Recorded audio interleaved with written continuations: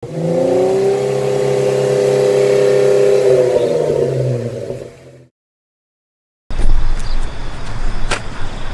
ini kita quality control mobilnya Pak Wibowo yang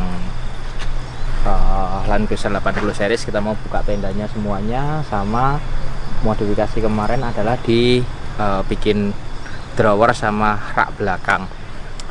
Sama kemarin sedikit bongkar mesin karena klepnya, clearance-nya beda-beda banget, jadi harus bongkar, kita sekor sekalian, terus clearance-nya SIM-nya valve itu disamain, clearance-nya sudah oke. Nah, sekarang mesinnya udah enak banget.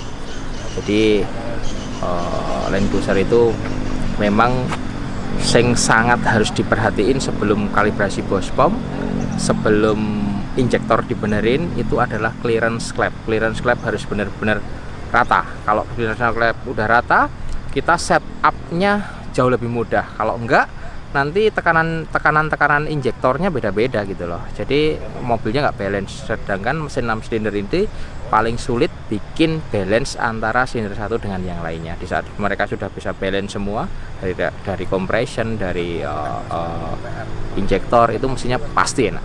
Udah pasti enak. Cuman karena usia, jadi dia keausan kan. Keausan itu pasti tidak rata.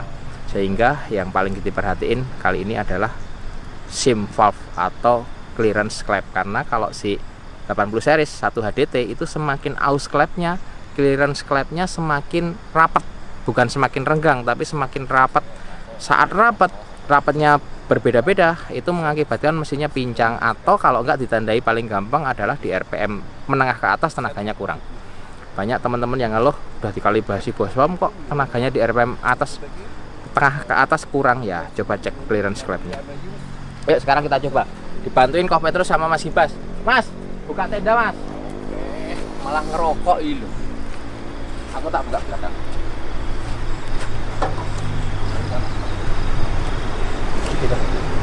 Oh,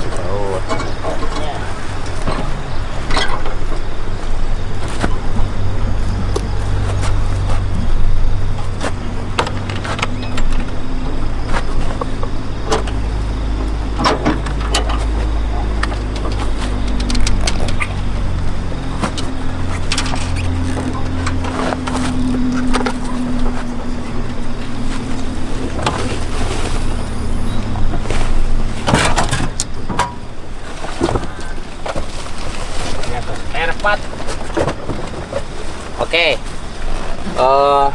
Koh Petrus buka tenda Whiteland. Tenda ini tipis, tebalnya 18 cm gitu, tapi hard case, jadi hard case-nya dari aluminium case. Bukanya simpel banget, nggak sampai 2 menit udah kebuka semua. Nutupnya juga sama, sangat simpel, tinggal buka-buka aja lah sama owning ARB. Ini sangat oke dipakai di 80 series. Ini lebarnya yang 140 ada 2 macam lebar, 140 dan 120. Yang 120 itu cocok untuk double cabin, SUV gitu, Defender. Kalau V80 bisa yang 140. Dia tipis dan kuat.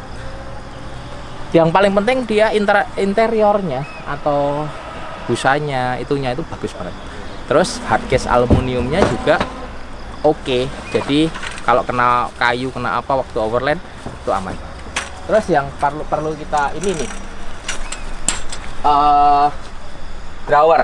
Ini drawernya Made in 54 Metalcraft, dipasang begini. Ini bisa dibuka, ada kancingnya kan, sudah dibuka. Ini juga bisa dibuka, ada locknya, bisa dibuka segini. Ini bisa bawa barang-barang. Terus ini drawernya freezer. Ini freezer, jadi kalau kita buka freezer gampang. Dan freezer ini bisa diturunin gitu, dibawa ke tempat camping.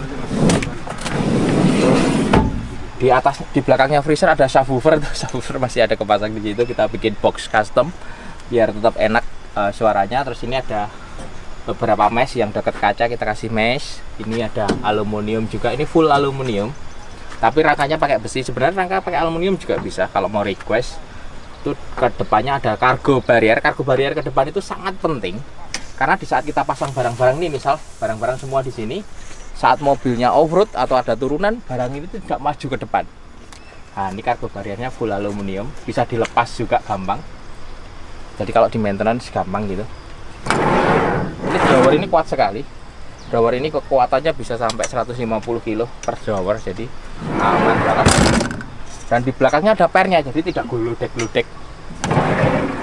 Nah, ini drawer ini sebenarnya sudah pernah kita review di YouTube. Jadi cara bikin drawer, semua drawingnya ada di YouTube. Kalau mau bikin sendiri, misal ada teman-teman dari luar daerah, nggak perlu impor dari Australia gitu, mau bikin sendiri bisa aja, bisa banget, karena kita juga bisa bikin kok. Dan hemat. Ini kalau bikin sendiri nggak mahal, nggak seperti ARB yang harganya 40 jutaan, mungkin cuman seperempatnya harganya. Nah, oke, ini ada barang-barang bisa ditaruh di sini, ada koper apa, memang sengaja kita tingginya bisa koper masuk di sini. Terus barang-barang yang sering dibawa itu di situ. Terus ini adalah barang-barang yang cair, misal alat-alat apa itu, bumbu-bumbu masak bisa masukin sini, kompor dan lain-lain. Ada inverter juga. Inverternya yang kepasang itu 3000 watt. Ini dicolok di sini. Jadi kalau kita masak nasi itu pakai rice cookernya taruh aja atas atau taruh sini di tali, colokin situ. Begitu sampai lokasi sudah mateng nasinya gitu kan. Tuh, inverternya di situ. Inverter 3000 watt ini juga support untuk las. Jadi kalau memang kondisi tertentu harus ngelas, temen ngelas itu bisa. Akinya 2 mobil ini di depan, kita pasangin aki, nanti kita buka kap mesinnya. Kalau bumper belakang ini made-nya Prorock. Oke, keren bikinnya. Mas Fit ini yang bikin. Kita hanya bikin drawer, rak belakang, roof rack-nya bikinnya Metalcraft. Ini tinggal gini loh kok. Ini loh kok. Ini dipencet, ditarik ke atas. Oke, terus kalau camping itu tinggal tidur, dia nggak pernah buka-buka. Sekali-kali suruh buka gimana?